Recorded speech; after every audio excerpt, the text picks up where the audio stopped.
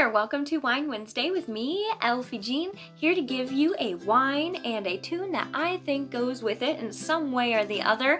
It's always a fun time. If this is your very first video, very first Wine Wednesday, please subscribe and go take a peek at the past videos. They are kind of goofy, kind of silly because I'm a dork, but I have a small love, a rather big love for wine, and I just give simple wine reviews and tell you my thoughts and sing some darling little tune to entertain your Wednesday, because we all know we need a little pick-me-up in the middle of the week. So here I am to try to give you a little bit of sunshine, an extra push, and hopefully we share a bit of wine together as well. This one is extra special because I really love wines with stories and the thought process behind the winemakers, and that it is a family business. I just fell in love with it.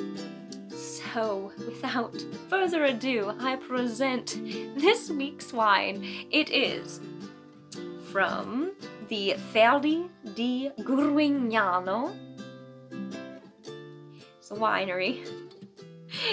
And the name of the wine is the Vegamaro Negroamaro, which is beautiful because it's synthesis. It's a synthesis between vegan and the Negroamaro, which is the grape itself. So that is super neat. They think that people should live a more sustainable lifestyle, and that wine and making wine can be a vehicle of sending a message. You know, when you look at a bottle and you're picking out your wine and you find out that the bottle's vegan, you know, the wine is made with vegan intentions, you know, it kind of gets your gears going a little bit and gets you thinking, why would a winemaker want to make wines vegan? What is the purpose? What does that mean?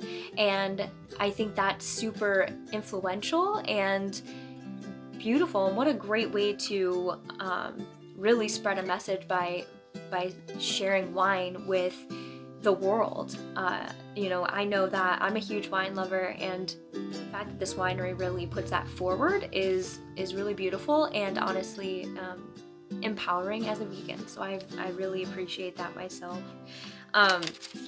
So another really neat thing about this vineyard is that it's of course a family business, so it's been passed down for generations, and they still, after 80 years of growing and producing, they still sustain that same passion and tenacity for wine and for growing grapes. And I think that is so neat to share that in your family, to share that love and passion for something altogether is so lovely. Now the wine itself is made with the Negroamaro grape, which is a dark-skinned grape that is primarily associated with the southern parts of Italy, and it's been that way for about 1,500 years. So that's pretty cool.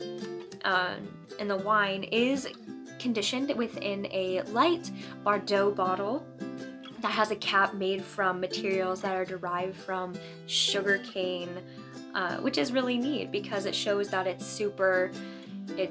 just think about everything. What are the biggest things that we can do to make our wines ethical and sustainable?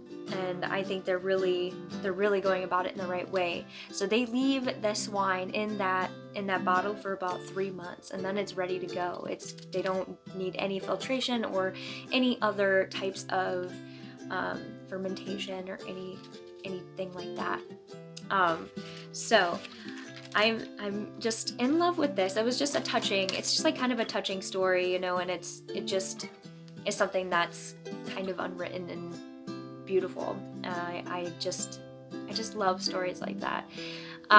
So we can get to my favorite part, which is trying the wine. So we are gonna look at the bottle itself here. I find it to be so fun and so cute. The label has this beautiful woman on it that's in just this colorful garb, wearing a dress that has, you know, fruits on it, and I think it really, because the title itself kind of synthesizes that, you know, kind of merges veganism and winemaking together. The fact that the label has this colorful woman on it just makes me think of, you know, fresh vegetables, fresh fruits, you know, eating a raw diet or whole foods. You know, a lot of your foods are going to be a lot more colorful. So I think that the choice in the label was really a smart one, even if that might not have been the exact idea, but that's how I took it. And I just think it's wonderful. I'm all about the, you know, when everything just kind of mixes together, it's wonderful. So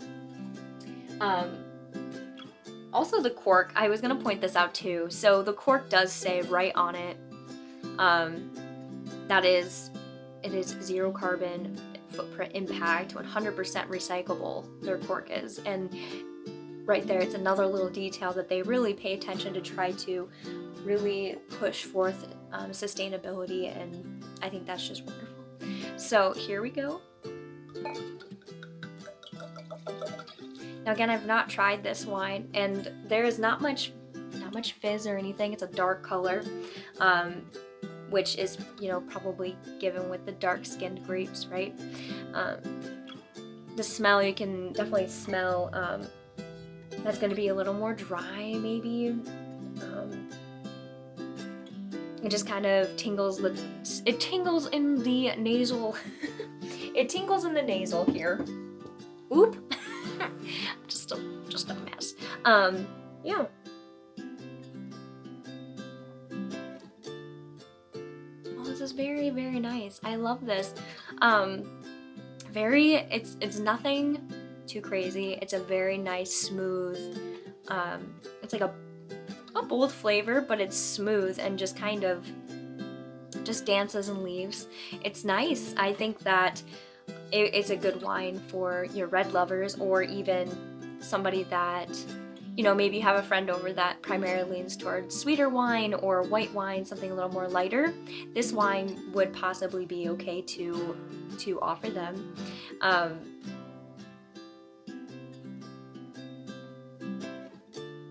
It is very nice. There's just a right amount of sweetness. I can't even explain how nice it is. So there's, you know, I don't know, maybe some berries in there. It's good, of course. I mean, I don't know, it's good. Sometimes I have an explanation of what I taste, but we all know it's either good or it's either bad. Some of those words don't even, some of that explanation doesn't even matter. Wine tastes how you think it tastes. And if you think it tastes good, then great. If you think it tastes bad, then, you know, what do you do? So this is great. I think things that would go well with it is the Mayoko's double cream chive cheese. The vegan cheese would be great. Anything kind of creamier and light. On the cheese scale, some tomato bruschetta would be awesome. You know, anything tomato based, of course, would be great with this. So like I said, that story about the wine, the winery itself is more of an unwritten story. It's just something that can't be made up. And so I thought I would do Natasha Bedingfield's Unwritten, an old tune that I used to absolutely adore in high school. So thanks so much. Enjoy.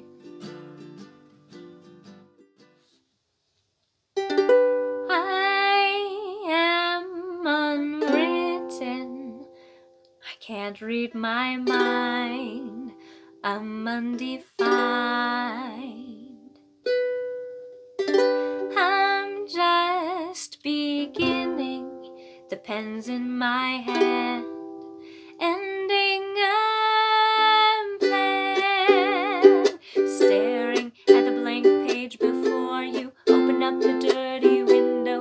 Let the sun illuminate the words that you cannot find. Reaching for something in the distance, so close you can almost taste it. Release your inhibitions. Feel the rain on your skin. No one else can feel it for you. Only you can